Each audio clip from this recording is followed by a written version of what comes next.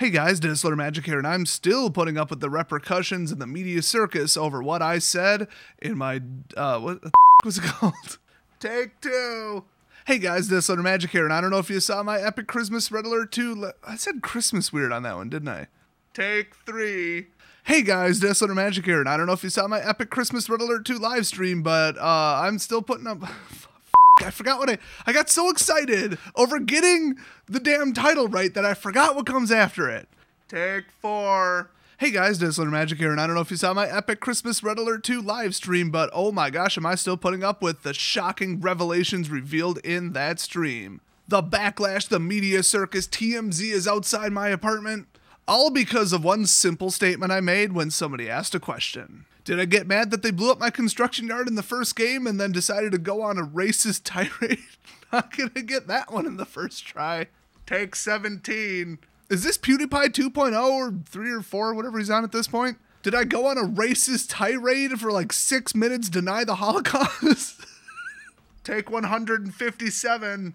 Did the AI team blow up my construction yard and I went on a 10-minute long blasting tirade of racist epithets so powerful it melted the face off of every viewer with enough energy to power the Large Hadron Collider for a year? No, that was last week's live stream. People are already over that. Usually the second that the opponents drop a spy into my battle labs and start pumping out specialist troops, I just automatically blame the Portuguese. It's just minute after minute of blaming Brazil. No, it was because this time somebody finally asked the question for the 100th time and I decided to answer it. They said, Desolator, when are you going to come out of the closet? So I finally replied, that's it, everybody. I mean, I don't want there to be any confusion about this. I'm a straight man. That's right. I'm a heterosexual male. I know some of you don't like that. I have heard the phrase on Twitter multiple times, who the hell is actually heterosexual in 2017? Get real. But, you know, you move past the hate, okay? I like women. That's just the way I was born. Actually, wait a minute. Why don't gay people always say that? Like, I didn't give a shit about women until I was like 11. So if you take issue with that, okay, if you take issue with like wanting to continue the human race, if you think that's not natural, then you can just march yourself right off this channel. Anyway, to get to the point of this video, which I assure you it has one, clearly it had to be padded because it's not 10 minutes worth of content. I think I'm just going to give up on that. And, well, Wizards has released a exact ordered list of the products that are coming out, which is kind of nice because, I mean, then you can plan, you can budget, you know when the release dates are. If you're like, oh, I'm going to be on, you know, spring break, then I can't go to this one. So maybe if I only go to some of the pre-releases, I'll go to the next one. So it's just kind of nice information to kind of keep in the back of your head. And if you forgot about a certain product that's coming out, this will be your reminder, which actually the second one on the list, I guarantee is probably news to like half of you, because even I forgot it was coming out this early. I thought it was like the September special set. So first up, we've got, of course, Rivals of Ixalan. Everybody saw that one coming. The release date is January 19th, and the pre-release is, of course, then the 13th and 14th. So I'm looking forward to that. Not really the set itself. I'm looking forward to it being the last small set because I am sick of those. They sell like crap, and they basically just ruin everything. So take a guess what the next one is. I'll give you a hint. It's not Dominaria. That's the 5th one on the list. See, told you you'd be missing some of these. The next one on March 16th, that is right, a March set, is Masters 25. We know nothing about it other than it says a Masters set that celebrates the 25 years of Magic's history. So, noteworthy cards from the entire history of Magic. So it's iconic Masters is what they're saying.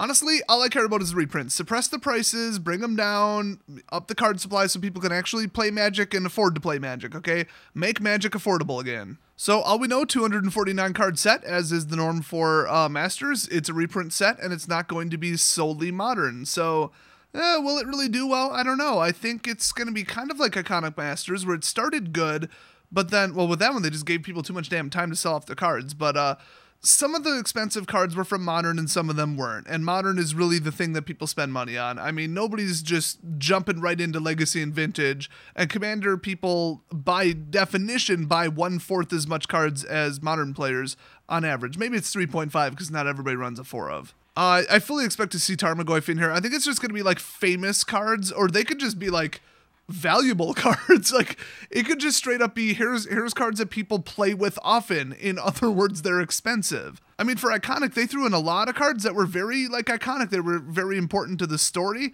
They were maybe played in the standard at the time, but they weren't necessarily extremely popular and powerful, so they might go all out with this one, but I have a feeling it'll just be like, oh, cool, Jace, I remember him, he's the main character and like everything. Also, this would be the opportunity to reprint a whole bunch of Planeswalkers or a whole bunch of Commanders. And my god, if they put Fetch Lands Commanders and a couple staple cards like Birds of Paradise in here, you're looking at a $500 starting EV in all likelihood. So nobody really knows anything about it. I mean, we don't even really truly know the central theme or the strategy for reprinting, and I don't think we will until it comes out, but I don't think that they're going to target a, $150 box EV where it's all flavor, all story, and nothing else. I just don't see that happening. I think it's going to be super, super aggressive on price. So start saving your money because you're probably going to open boxes on day one and get some serious value out of them. So March 16th. Now next up, even I didn't realize this, we've got April 6th as the release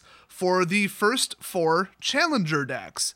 Isn't that interesting? So I already made a bunch of videos talking about those. They're 60 card pre-made decks. They're supposed to be very competitive. Basically, they're event decks. Come with a 15 card sideboard, and they're supposed to be based on tournament stuff. But at $30 MSRP, I think we all know that they're just going to be based off of popular recent mechanics that kind of work at a competitive level in some form with all the money stripped out of them. But honestly, still, I made that sound bad. It still sounds like a good product, like, as far as people buying it. I think as far as the health of the game and Wizards directly selling competitive popular singles to people and what that'll do to card prices, no, not a good product. So next, also on April 6th, so it's actually a tie, is Dual Dex Elves versus Inventors. So I recall them saying they're discontinuing Dual Decks and sort of replacing them with Challenger decks, but I guess they never technically said that, and they were really 2 different announcements because they're really 2 different products if you think about it. So this will be the final dual deck, and I think people might maybe buy it more because of that, but I don't know. Usually it's just age that implies collector's value. I think people are more concerned about the first of, not the last of. That said, the Challenger decks are 100% standard legal. I don't think they're going to go up in price over time because you could just buy the singles for nothing when they cycle out. So, Elves versus Inventors, or as I like to call them, Artificers, which is what they really describe them as. The official code for this is DDU. Don't know why. The funny thing is this product information page says MSRP to be determined, but we already know it's $19.99. They have already announced that. Next up after that, we've got Dominaria, which we just got the artwork reveal for. It's going to be Karn, Teferi, and Joyra, which everybody remembers and knows all about and cares about. The pre-release for that is April 21st through the 22nd, so that's actually interesting because April 6th was the date for the Challenger decks and the Dual decks, so I don't know if they're just trying to spread them out by one paycheck or what that's about. I don't know. Well, then the Challenger deck can't contain cards from Dominaria. At least I wouldn't think it would. It might. I mean, that might be like a sales hook. But yeah, that's the pre-release, and then the official release itself is actually on April 27th. And finally, I know nobody gives a crap about these 3-letter codes, but I do because I'm a perfectionist and I love patterns. They named it DOM for Dominaria, okay? Hour of Destruction is H-O, not D. I take issue with that. What the hell did they have to save HOD for? I am very curious, Wizards. Why wasn't it HOD? So thank God they didn't go with like DIA or some ridiculous like let's count the number of spaces between the letters logic or whatever the hell they did last time. I am far too lazy to check, but doesn't this seem like they added a couple? It's in English, Chinese Simplified, Chinese Traditional, French, German, Italian, Japanese, Korean, Portuguese, Russian, and Spanish.